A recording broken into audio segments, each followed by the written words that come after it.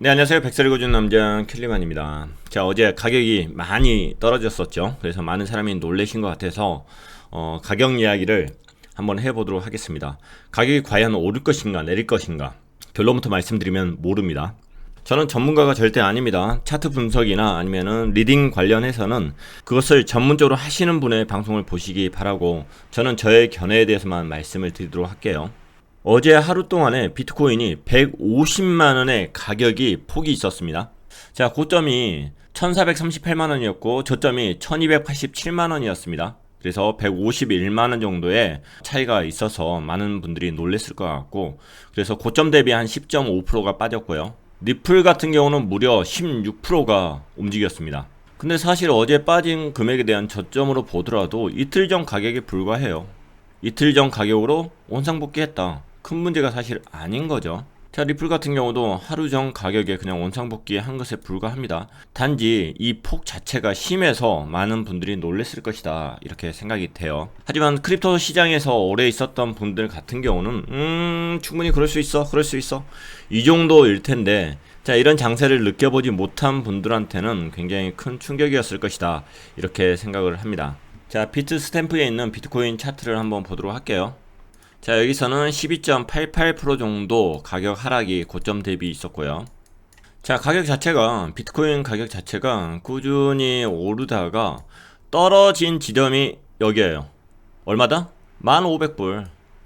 터치는 안 했지만은 1500불이었죠. 1500불이 뭐였죠?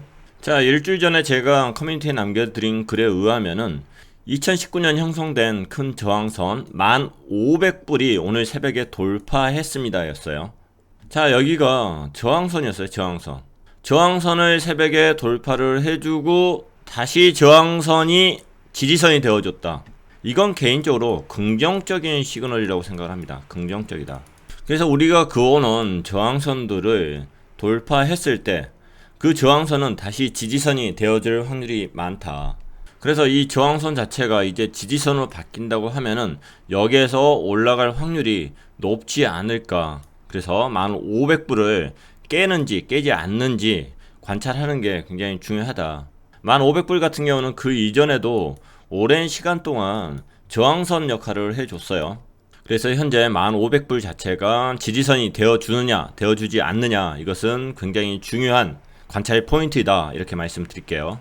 만약에 또 1500불을 깬다, 이게 깨진다, 이 지지선이 깨진다 하면은 그 다음에 이제 하락 추세선을 한번 봐줄 필요가 있을 것 같아요. 대략적으로 이제 10,000불 정도 자체가 또 다른 지지선으로 준비되어 있다. 그래서 어떤 대응을 하려고 하면은 1500불과 10,000불을 중요한 포인트로 봐라. 차트 잘 보시는 분들은 제 이야기 들을 필요 없어요. 아주 기초적인 이야기들만 할 거니까요. 자, 그리고 중요한 포인트 자체는 이제 볼린저 밴드. 일상적으로 볼린저 밴드 위에서 논다? 그러면 상승이죠. 볼린저 밴드 아래에서 논다? 하락인 거고요. 그래서 볼린저 밴드 가운데 채널을 아직 닿지도 않았어요. 1500불에서 끊어줬어요. 그래서 이게 혹시라도 하락적으로 온다고 하면은 볼린저 밴드 닿는 순간, 만약 그 아래로 떨어진다? 그러면 다시 한번 차트 봐야겠죠. 아직까지는 상승 추세 자체가 변한 게 없다, 이렇게 말씀을 드리고 싶어요. 자, 초보자분들은 이 볼린저 밴드만 보셔도 괜찮습니다. 그래서 이 가운데 라인 위에 있으면은 상승 추세다. 위에 있죠. 여기서도 위에서 놀죠. 여기까지. 자, 여기서도 위에서 놀고요. 자, 여기서도 위에서 놀고, 여기 끊고 여기 위에서 놀고. 장기 투자하시는 분들은 뭐 그대로 홀딩 하시면 되는 거고, 그리고 단기나 뭐 스윙, 그리고 멘탈적으로 어떻게 지금 움직이는지 알고 싶다, 그러신 분들 같은 경우는 볼린저 밴드만 보셔도 괜찮지 않을까 싶습니다. 뭐 어찌됐든 만약 이게 떨어지려고 하면은 볼린저 밴드 가운데 라인을 터치해야 되는데 아직 터치도 하지 않았다. 그래서 아직까지는 상승 추세가 유력하지 않나, 이렇게 볼 수 있을 것 같습니다. 자, 그리고 어제 일봉상으로 봤을 때 여기 아래 꼬리가 많이 남아있죠. 그만큼 하락시켰을 때 반등하려는 힘이 컸다, 이렇게 볼 수가 있을 것 같아요. 자, 댓글에 보니까 5월 8일자 차트랑 비슷하더라, 이런 분이 계셨는데 한 번만 보도록 할게요. 자, 여기가 5월 8일 날짜인데 보면은, 자, 이 부분하고 이 부분이 좀 비슷한가요? 볼린저 밴드 위에서 놀다가 여기는 조금 나누어졌지만은 긴 꼬리를 가지고 있는 음봉이 있죠. 상승하다가 긴 꼬리를 가진 음봉이 있습니다. 한번 가져와 볼게요. 딴딴딴딴 딴딴딴딴.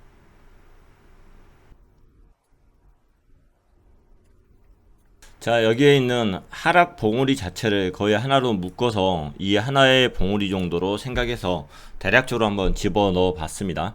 즉 상승을 하고 아래 꼬리가 심한 음봉을 가지고 온 차트가 바로 이 부분하고 비슷한데, 만약에 이런 패턴 형태로 간다면은 이런 형태로 움직이지 않을까 이렇게 예상을 할 수 있을 것 같아요. 그냥 가정을 하고 보는 거예요. 중요한 것은 이 아랫부분이 대충 볼린저 밴드 중간 라인을 그린다고 하면은 뭐 이런 형태로 가지 않을까. 그래서 여기에서 볼린저 밴드 중간 라인에서 계속 지지를 해주면서, 그래서 왔다 갔다 하면서 방향성이 나오지 않을까 이렇게 예상을 해볼 수 있을 것 같습니다. 그래서 포인트는 볼린저 밴드 가운데 라인을 터치하느냐 터치하지 않느냐, 그게 지지선이 되느냐 지지선이 되지 않느냐, 그것을 관찰하는 게 중요한 포인트이지 않을까 싶어요. 그리고 가격상으로 보면은 1,500불하고 10,000불이 중요한 지지선이 되어 줄 것이다 이렇게 볼 수도 있을 것 같고요. 자, 그리고 제가 걱정스럽게 보는 것은 또 두 가지가 있습니다. 첫 번째는 제가 이제 보는 보조지표 중에 하나는 김치 프리미엄 보조지표를 보고 있어요. 현재 시장 자체는 한국에서 주도를 못합니다. 미국 쪽에서 주도를 해줘야 된다 이런 관점으로 보고 있고, 그렇기 때문에 미국에서 많은 것을 주도를 했을 때 김치 프리미엄이 아니라 역 프리미엄이 많이 나올 것이다. 이게 0에서 아래쪽으로 더 떨어져 줘야지만이 미국 쪽에서 더 공격적으로 하고 있구나. 미국 쪽에서 해야 되는 이유는 기관들이 이끌고 있다. 대자본들이. 그래서 역 프리미엄이 높게 나왔을 때 가격이 많이 올라간다 이렇게 저는 이제 관찰을 하고 있어요. 뭐 항상 맞는 건 아니지만은 꽤 뭐 맞아 떨어져요. 그래서 보면은 김치 프리미엄 자체가 이게 마이너스 쪽이고 여기가 제로입니다. 그리고 여기가 김치 프리미엄 플러스 쪽인 거고요. 이게 올라갈 때 RSI 이것까지 떨어질 때 그럼 가격이 툭 떨어집니다. 예를 들어서 RSI 자체가 떨어지고 김치 프리미엄이 쭉 올라가고 그럴 때 가격이 떨어진다. 슬프게 이야기하면은 한국에서 반응이 늦은 거예요. 떨어질 때 기관들은 벌써 여기서 다 팔고 있는데, 미국 쪽에서는 팔고 있는데 한국 쪽에서는 그것을 못 쫓아가는 거죠. 그러면서 결과적으로 RSI가 떨어지고 있는 거고. 자, 4시간봉으로 한번 바꿔봤어요. 자, RSI하고 김치 프리미엄을 이렇게 보조지표로 보는 사람은 거의 없을 거예요. 자, 4시간 봉으로 만들어서 한 번만 보도록 할게요. 어느 정도 신빙성이 있는지 한번 보겠습니다. 자, 먼저 아래쪽으로 볼게요. 자, 4시간 봉으로 봤을 때 얘가 둘이 만났죠. 김치 프리미엄하고 RSI가 만났어요. 가격이 어떻게 됐다? 떨어졌다. 자, 여기도 내려오다가 여기는 올라가다가 만나려고 하죠. 그러다가 다시 평평해졌는데, 그래서 여기도 보면은 떨어지다가 그냥 평평해졌다. 자, 여기도 김치 프리미엄이 올라가고 그리고 RSI 떨어지고 만나려고 할 때 떨어졌다. 자, 여기도 많이 만났죠. 가까워졌죠. 가격이 떨어졌다. 자, 여기도 가까워졌죠. 떨어졌다. 가까워졌죠. 떨어졌다. 자, 여기도 만났다. 떨어졌다. 자, 여기도 만났다. 가격은 떨어졌다. 자, 항상 맞는 건 아닙니다. 그냥 이거 보조지표라는 것은 항상 보이는 사람한테만 보여요. 이게 본인에게 맞는 보조지표를 쓰시면 되는데, 제가 드리고 싶은 말씀은 김치 프리미엄 이 보조지표 자체가 지금 시절에 있어서는 굉장히 중요한 보조지표 중에 하나이다. 그래서 김치 프리미엄과 역 프리미엄에 관련된 보조지표를 수치들을 자꾸 보시면 좋지 않을까 싶어요. 자, 아직까지는 지금 역 프리미엄에 있지만은 역 프리미엄 수치 자체가 그다지 크지는 않습니다. 그래서 사실은 현재 방향성에 대해서는 잘 모르겠고, 미국 쪽에서 가격에 대한 방향을 잡아준다고 하면은 그때 굉장히 빠르게 역 프리미엄이 생기지 않을까, 이 부분도 하나의 관찰의 포인트로 보시면 좋을 것 같아요. 자, 먼저 하나 더 가격이 하락할 경우로 말씀을 더 드릴게요. 자, 그리고 하나 더 우리가 살펴봐야 될 게 뭐냐면은 CME 선물 거래입니다. CME 선물 거래에 있어서 갭이 발생하면은 그 갭을 메꾸려고 한다, 이런 성향이 있다고 전에도 말씀을 드렸었죠. 그게 팩트든 팩트가 아니든 그것은 나중의 문제예요. 중요한 것은 지금까지 그것을 메꿨고 많은 트레이더들이 그것을 보조 지표로 삼는다는 게 중요합니다. 자, 그런데 CME 쪽에서 지금 이 갭이 하나 생겼어요. 자, 7월 27일 날 갭이 이렇게 생겼습니다. 가격대는 9,665에서 9,925불이다. 고로 언제든지 여기 갭을 매꾸로 갈 수도 있다. 이 가능성에 대해서는 하나 열어두도록 할게요. 물론 이거 갭 자체를 메꾸는 게 1년 후에 메꿀 수도 있고 몇 주 후에 메꿀 수도 있습니다. 그리고 안 메꿀 수도 있어요. 하지만 많은 사람들이 CME 갭 자체를 메꾼다 그렇게 믿고 있다는 게 중요해요. 그리고 지금까지 대부분의 갭은 메꿨었다. 자, 이렇게 갭이 일어났으면은 떨어졌어도 언젠가는 이 갭을 메꾸러 간다. 야, 그래서 킬리만 도대체 네 의견은 도대체 뭐냐? 오른다는 거냐 내린다는 거냐 정확히 좀 이야기해라. 이렇게 물으신다면은 답은 동일합니다. 모릅니다. 저는 모릅니다. 자, 모른다는 전제 조건 하에 그래도 어떤 가정을 한번 또 해보도록 할게요. 어떤 가정을 할 거냐. 자, 아까도 말씀드렸듯이 지금 1500불 자체가 굉장히 중요한 저항선이었고 그리고 지지선이 되어주고 있다 이렇게 말씀을 드렸는데, 이 저항선 자체가 한 3개월 3개월 정도 끌었죠. 3개월 정도 끌으면서 여기서 박스권을 만들어 줬어요. 박스라기보다는 삼각세기형을 이제 만들어 줬다 이렇게 볼 수가 있는데, 이런 부분들 자체를 뚫는 것 자체는, 더군다나 이런 형태로 뚫는 것 자체는 개미들이 할 수 있는 부분은 아닙니다. 분명히 세력이 했다고 보여요. 그러면 이 세력이 이것을 뚫었을 때 도대체 의도는 무엇인가? 두 가지겠죠. 가격 상승을 위해서 힘든 저항선 자체를 뚫어줬다. 신고점은 전부 다 개미들이 만듭니다. 새로운 고점들은 항상 개미들이 여기저기서 달라붙어서 거기를 만들지만은, 저항 자체, 힘든 저항을 뚫어주는 것들은 기본적으로 세력들이 뚫어준다. 저는 이렇게 생각을 해요. 자, 이렇게 세력이 뚫어졌다. 뚫었으면 이제 신고점을 만들러 가야 되는데 의도대로 되지 않더라. 의도대로.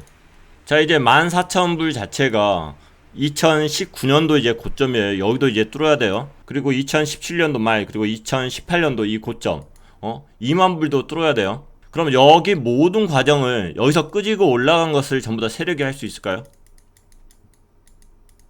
안 됩니다. 세력 자체의 힘으로는. 세력은 분위기를 잡고 나머지들은 계속 개미들이 올라타 줘야 된다. 물론 이 일정 구간 내에서는 개미들이 파는 것을 못하게끔 소위 개미 털기라는 것도 해야 되는 거고요. 자, 하고 싶은 이야기가 뭐냐면은 도미넌스가 떠들어졌어요. 60.7까지. 2017년도 대상승장에서는 우리가 그랬잖아요. 비트코인 가고, 그 다음에 메이저 알트 가고, 그 다음에 자발트 가고, 이렇게 순환 펌핑을 계속 해줬죠. 계속 순환 펌핑. 새로운 개미들이 들어오지 않아도 이런 순환 펌핑으로 인해서 새로운 고점들을 계속적으로 만들어 줬었죠. 그리고 제일 꼭대기에서는 신규 자금들이 들어와서 제일 꼭대기에서 개미들이 다 올라타주고 세력들은 빠져나가고. 자, 그런 스토리를 한번 이제 이 친구들도 그 생각을 하고 있을 텐데, 비트코인이 가격 상승했는데 도미넌스가 떨어졌다. 무슨 이야기죠? 알트가 더 올라가 버리더라. 알트가. 왜냐면 알트도 벼르고 있으니까. 이거 기회야 하고 여기도 많은 고래들이 있고 많은 세력들이 들어가 있을 거잖아요. 그래서 비트코인이 상승하려고 방향 잡았는데 알트들이 먼저 쳐버리더라. 그래서 혹시라도 그런 거일 수도 있어요. 비트코인의 도미넌스를 올리기 위해서. 그러니까 알트나 메이저 알트나 자발트 쪽에 들어가 있는 자금들 자체가 이쪽으로 넘어가는 과정을 하기 위해서 흔들 수가 있어요.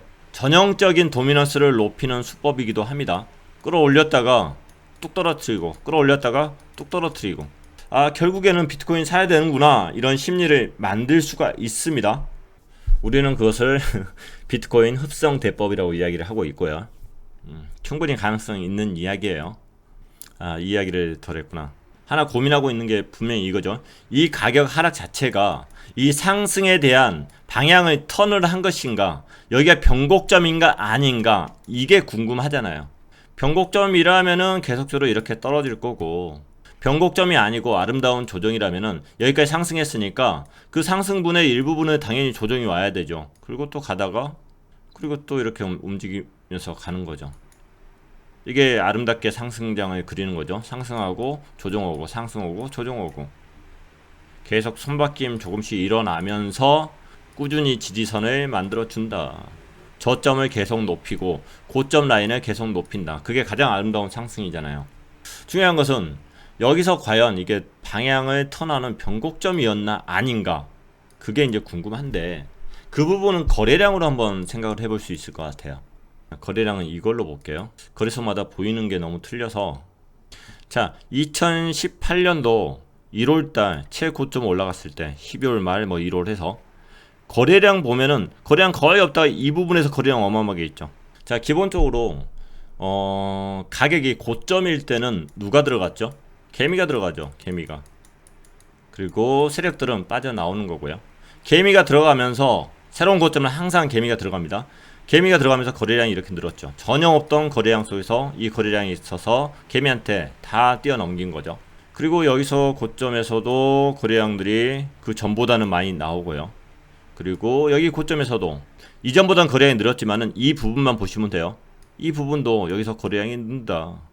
그리고 현재 여기서 지금 하락을 했지만은 그 전보다 거래량이 많이 팔고 나갔다는 느낌은 없어요.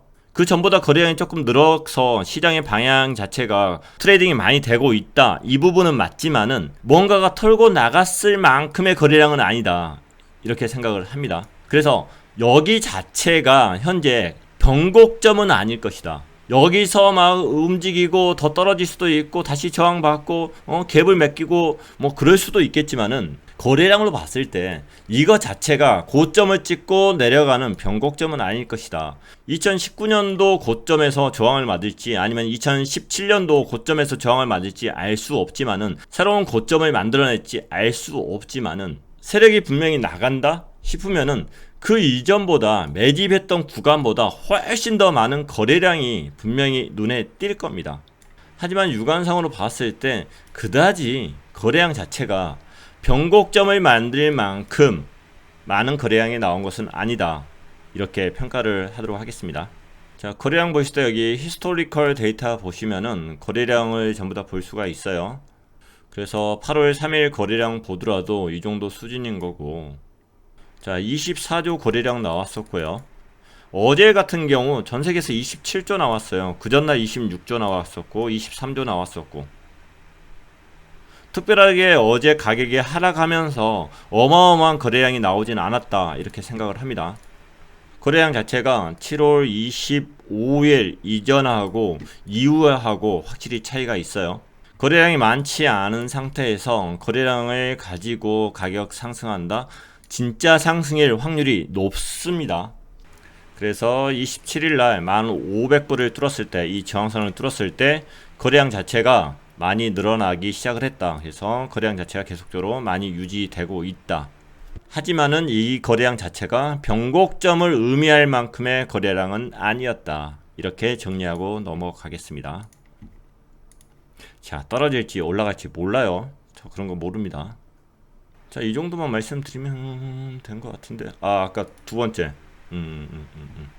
자, 그래서 두 가지 의도로 볼 수 있다 했는데, 하나는 세력에 의해서 가격 상승을 목표로 했을 때, 자, 두 번째는 선물 시장에서 판을 키워서 판쓰리를 할 때. 자, 차트가 이렇게 움직이고 있고 킬리마인조차도 이거 올라갈 수 있겠는데 이런 느낌을 가지고 있다. 그러면 뭐 개나 소나 다 롱을 잡겠죠. 자, 비트파이넥스 같은 경우도 82%가 롱을 잡고 있습니다. 가격 상승하는데 베팅을 했어요. 그리고 비트맥스 같은 경우도 71%가 롱을 잡고 있어요. 바이낸스만 지금 숏을 잡고 있는 거고, 근데 바이낸스 비중 자체는 크지가 않아요. 바이낸스 같은 경우는 숏이 2100만 달러인데 비트맥스 같은 경우 롱이 4억 8600만 달러, 비트파이넥스 같은 경우도 3억 2300만 달러. 바이낸스는 아직 레벨이 되지 않아요. 뭐 여하튼 이 세 개를 합쳤을 때 토탈적으로 롱이 74%에 해당되더라. 에브리바디 롱을 잡고 있을 때 더 많은 사람들이 이제 선물 시장에 끼어들어서 야 롱 잡자, 저기 꽁돈 있다, 저 꽁돈 먹자, 그러고 달려들 때 오케이, 판을 더 키웠어요. 자, 선물 시장에서 뭐 2배 3배짜리 잘 안합니다. 저같이 심장이 약한 애들이나 2배, 3배짜리 하는 거예요. 자, 막말로 3배짜리 했다. 34%만 가격 떨어뜨리면은 그냥 판돈, 여기 판돈 있는 거 다 쓱 가져가는 거예요. 8억 2,400만 달러. 그러면 여기다가 달러로 그냥 1,000원으로 계산하면은 3개 더 치죠. 824조 원이에요. 824조 원. 824조 원을 하우스가 가져가는 거예요. 대한민국 1년 예산보다 더 많은 돈을 그냥 하우스에서 챙기는 거예요. 이럴 가능성도 충분히 있다. 사실 전 이 가능성에도 높은 비중으로 생각을 해요. 높은 비중으로. 지금 떨어뜨릴 것 같지는 않은데 더 높게 판을 키워가지고 떨어뜨리지 않을까 이런 생각도 굉장히 합니다. 왜냐하면은 보통 세력들이 가격을 올릴 때는 이 물량 자체를 누군가한테 뛰어넘길 생각을 하고 올리거든요. 그런데 지금 이것을 가져갈 개미들이 충분히 있을까? 라는 퀘스천 마크가 솔직히 들어요. 자, 이런 부분들은 아까 이야기했듯이 전 거래량으로 체크를 할 겁니다. 그리고 시장에 대한 관심도 뭐 이런 부분들로 체크를 해 갈 겁니다. 뭐 여하튼 다시 이야기하자면은 꾸준히 오를 가능성도 존재하고 언제든지 선물 시장에서 가격을 하락시킬 수도 있다. 그 전제 조건을 항상 깔고 움직이셔야 되지 않을까 싶어요. 그럼 어떻게 해야 된다? 오르는데 베팅을 했다. 그러면 떨어질 가능성에 대해서 여지를 남겨놓고 떨어졌을 때 나는 어떻게 베팅할 것인가? 여기에 대한 대비책은 가지고 있는가? 그걸 가지고 있으셔야 되고요. 다시 선물 시장에 의해서 떨어질 것 같아. 이렇게 베팅을 하셨다면은 내 판단이 틀렸고 대상승장으로 가버릴 수도 있어. 이 가능성도 열어 놓으셔야 된다는 거예요. 내 판단이 틀렸을 때도 나는 불행하지 않고 행복할 수 있는 베팅들을 하셔야 되는 거예요. 어떻게 한다? 자금의 성격을 나누어라. 장기자금과 단기자금. 물론 시장 자체를 장기로만 보신다고 하시는 분들은 꾸준히 그냥 매수하면서 가시면 돼요. 이 시장 자체를 믿고 가시면 되는 거고, 중간중간 그래도 나는 조금이라도 트레이딩 하고 싶어, 근데 난 트레이딩을 잘 못하는 사람이야, 이러시 분들 같은 경우는 자금을 나누세요. 자금을. 장기자금, 단기자금. 장기자금은 끝까지 몰고 가는 거고, 수많은 사람들이 암호화폐에 관심을 갖는 그 시간까지 그것을 베팅을 하시는 거고요. 그게 장기자금이죠. 단기자금은 내 판단을 믿고 단기 트레이딩이든 할 수 있는 자금, 틀려도 되는 자금. 그래서 장기자금은 롱에 베팅해 놓고, 단기자금 같은 경우는 뭐 롱에 베팅할 수도 있는 건데 항상 인슈런스를 돌아. 자, 초기에 지금 진입하려고 하시는 분들 같은 경우도 지금 사야 돼 말아야 돼? 몰라요. 몰라요. 근데 일상적으로 전 이야기할 때 아무리 고점이어도 사야 돼 말아야 돼 묻는다면 사세요 이렇게 말씀드려요. 대신 분할로 사세요 말씀드립니다. 여기 가격에서 절반으로 떨어질 수도 있다는 것을 인정을 하세요. 지금 11,200불인데 언제든지 5,600불로 떨어질 수 있다는 것을 인정을 하세요. 그럼 어떻게 하겠어요? 절반 떨어진다? 그럼 절반은 지금 매수하고 절반은 나중을 위해서 인슈런스로 둔다. 이 매수하는 자금 같은 경우도 한 번에 매수할 것인가, 아니면은 더 떨어질 때마다 매수를 할 것인가, 아니면 오르는 것을 확인하고 돌파되는 것을 확인하고 매수하든지, 그런 본인만의 기준들이 있어야 된다 이렇게 생각을 합니다. 그래서 사실은 차트 자체가 오르든 내리든 본인의 자금의 성격과 그리고 분할해서 매수하는 그러한 트레이딩 기법들 몇 개만 알고 있으면은, 그리고 이 자금들 자체가 충분히 시간을 견딜 수 있는 자금이면은, 내가 위험한 데 투자한 게 아니라 변동성 많은 데 투자를 했다고 하면은 사실은 돈을 잃기가 쉽지는 않아요. 완전 저점에서 나의 모든 100%를 사고 완전 고점에서 나의 100%를 팔겠다? 욕심입니다. 욕심. 오를 수도 있고 내릴 수도 있다. 그걸 인정한 상태에서 내 돈에 대해서 성격을 나누어서 적당히 분할 매수하고 분할 매도 하다 보면은 꾸준히 수익을 남길 수 있습니다. 자, 그리고 딴 이야기 하나 해드릴게요. 딴 이야기. 자, 언제가 됐던지 간에 사실은 비트코인 자체가 다 여기를 돌파할 거예요. 여기 돌파할 거고 여기 돌파합니다. 2만불 돌파할 거예요. 할 것 같아요. 자, 여기에서부터 꾸준히 지금 몇 년을 견뎌갖고 왔어. 나의 평단은 여기야. 그러니까 여기 와가지고 나는 최고 고점에서 팔았어. 평단까지 와서 팔았어. 그리고 이득도 조금 났어. 그렇고 시장을 떠났어. 그러면 천만다행이죠. 문제는 계속 지켜본다는 거죠. 누군가는 여기에서 사가지고 여기서 수익이 났어. 오, 수익이 몇 배야. 한 5배 났다고 칩시다. 5배 났어. 5배 나갖고 떠나오면 되는데 계속 지켜봐요. 문제는 다시 여기까지 떨어지면 사야지. 다시 이 정도 떨어지면 사야지. 그러고 있는데 안 떨어지네. 떨어지는 척 하다가 올라버리네. 에이, 떨어지겠지. 또 기다려. 떨어지는 척 하면서 올라버리네.